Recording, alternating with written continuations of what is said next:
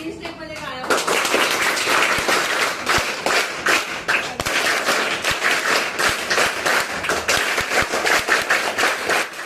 किती 342. सोपं आहे का? तुम्ही आता तयारी करताय, लक्षात येते. 400 मार्कांचा पेपर असतो 8वीचा, बरोबर ना राघव? आणि याला किती पडलेले आहेत? 342. म्हणजे त्याने किती तयारी केली असेल ते, बरोबर ना? खूप तयारी केलेली आहे ना. आता तो त्याचा इथला अनुभव किंवा तिकडे.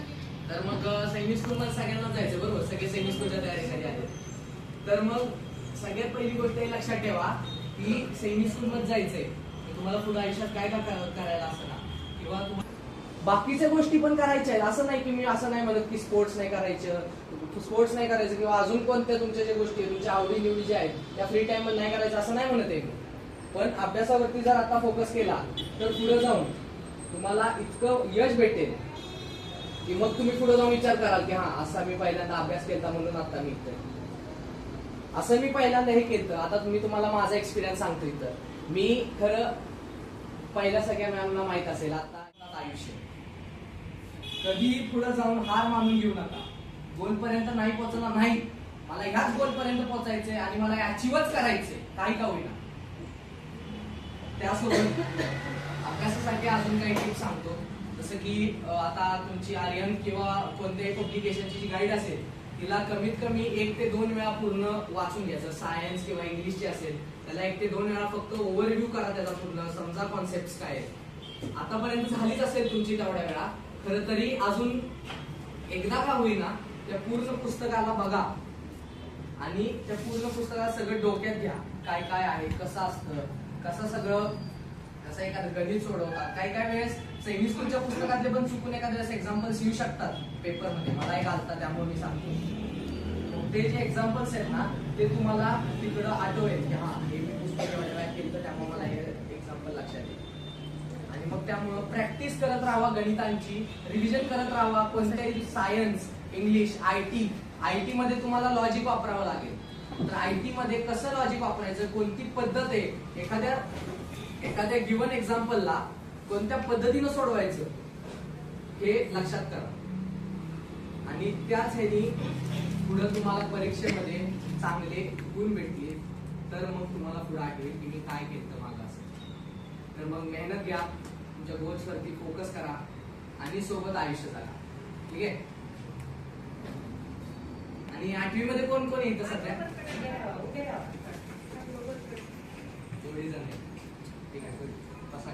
हा एक सेकंड अटेम्प्ट भेटतो सातवीला, तरी त्यांना रिपीट करावं लागेल. तर they have a second chance. पण तुमच्यासाठी कोणताही सेकंड चान्स नाही आहे. पण त्यासाठी तुम्हाला खूप मोठी कॉस्ट द्यावी लागते तुमची.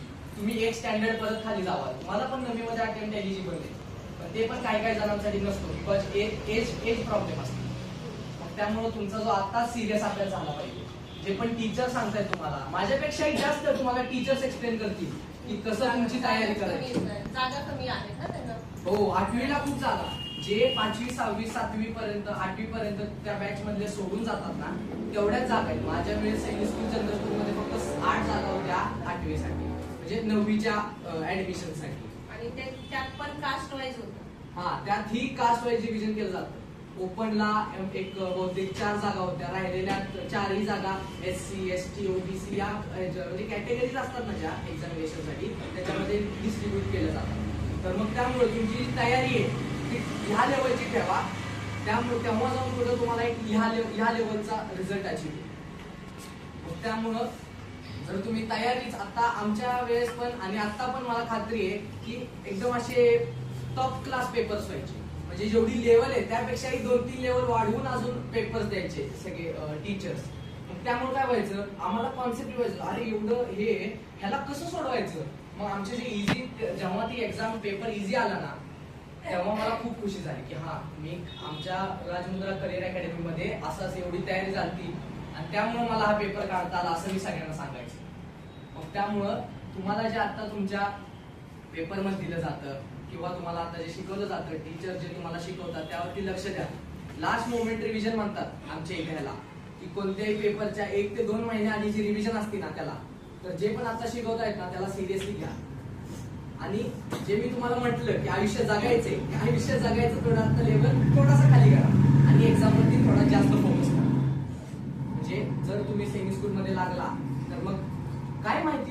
1-2 वर्षानंतर तुम्ही इथं उभा असाल आणि कुणी तुमचे सक्सेसर्स तिथं खाली बसले असतील तर तुम्ही तसं त्यांना मार्गदर्शन करा. मला कधी वाटलं नव्हतं मी असं समोर येईन इथं, पण आलो ते मॅममुळं आणि सगळ्या टीचर्सनी आणि माझ्या पॅरेंट्सनी. वेगवेगळे फॅक्टर्स आहेत. एका माणसाच्या सक्सेसच्या मागं तो माणूस तर असतोच, पण त्याच्या मागं आणि वेगवेगळे फॅक्टर्स असतात, त्याला गायडन्स करणारे सगळे. मग त्यामुळं त्या माणसाचे क्रेडिट आहे ते त्यालाच फक्त घेता येत नाही, त्याच्या मागे ज्यांची मेहनत आहे ना त्यांना ते क्रेडिट जातं. माझं क्रेडिट जातं संगीता मॅमला आणि जे बाकीचे जे त्यावेळेसचे टीचर्स होते त्यांना. तर मग त्यामुळं तुम्ही असा एम ठेवा की जो तुम्हाला सेमी स्कूलच्या परीक्षेसाठी एकदम हाय क्लास तयारी करायला भाग पाडेल, की मला ही काय पण करून एक्झाम काढायचीच आहे, त्याशिवाय पुढं काही नाही असं ठरवून चाला. आणि जी तयारी आहे तुमची ती चालू द्या.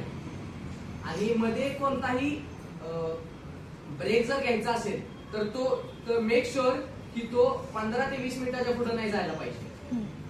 कारण का तर जेव्हा तुम्ही एखाद्या गोष्टीच्या रिदम मध्ये असता आणि मध्ये नसतो तुमच्या रेस्ट साठी तुम्ही तो रिदम तोडताना, तर तो जो तुटलेला रिदम आहे तो परत पुढे जाऊन मग तुम्हाला परत आणायला वेळ लागतो. तुमचा अभ्यासाचा रिदम आहे तो आता का रिझल्ट आणायचाच आहे. मला रँकिंगच आणायची असं मनात धरून चाला. मला all India semi school entrance exam मध्ये रँकिंगच आणायची. कधीही आयुष्यामध्ये तुमचा कॉम्पिटिटर तो नसतो की जो तुमच्यापेक्षा मोठा आहे ना. आयुष्यामध्ये नेहमी ट्राय करा की कालचा जो दिवस आहे त्याला विसरून किंवा त्यांना न विसरता जे वाईट झालं, जे काही तुमचं गोष्टी तुमच्या काही चुकीच्या गेल्या त्याच्यामधनं शिका आणि पुढचा दिवस तुमचा त्यापेक्षा अजून चांगला जाऊ द्यायच्यासाठी प्रयत्न करा. आणि कधीही माणसं एक थॉट म्हटला होता, I never lose, I either learn or I either win. करून चाला की तुम्ही कधीही हारत नाही आयुष्यात.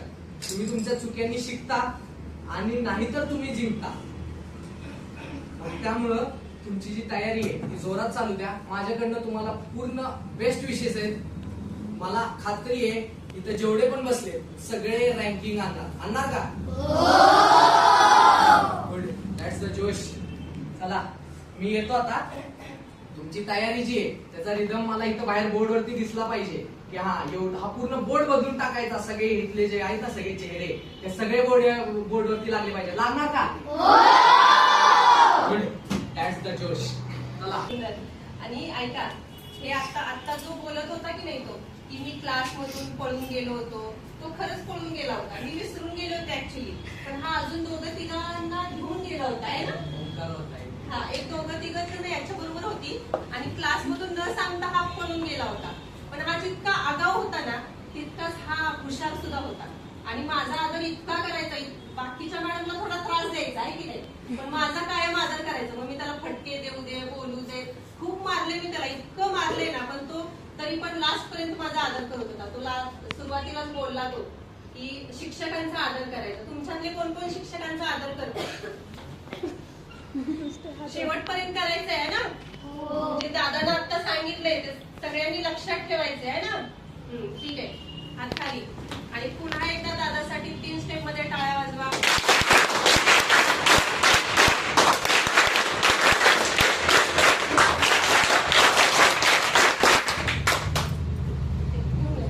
हात त्याला शब्द दिलाय तुम्ही आहे ना. आता जिद्दी